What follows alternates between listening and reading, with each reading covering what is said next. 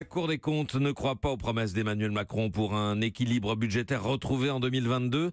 Daniel Fortin, c'est un sérieux avertissement qui vient d'être adressé à l'exécutif. Oui, la Cour lui fait deux reproches. Un, c'est celui d'être trop optimiste sur les recettes. Et deux, celui d'être trop laxiste sur les dépenses. Alors pour les recettes, les magistrats ne croient pas du tout à l'hypothèse de croissance annoncée, soit 1,9% l'an prochain. Ils pensent, comme d'ailleurs la plupart des économistes, qu'elle sera beaucoup moins élevée, ce qui se traduira par plusieurs milliards d'euros de recettes en moins. Côté dépenses, la Cour est encore plus sévère. Elle reprend les objectifs de baisse affichés. Par exemple, 2,2 milliards d'économies annoncées dans le domaine de l'emploi ou encore 1,6 milliard dans le logement. Mais elle indique que pour l'instant, aucune mesure concrète n'est prévue. Mais est-ce que ce procès d'intention est justifié ? Alors pour l'instant, rien n'est définitif. Ce n'est que cet été que seront rendus les derniers arbitrages sur le budget 2019.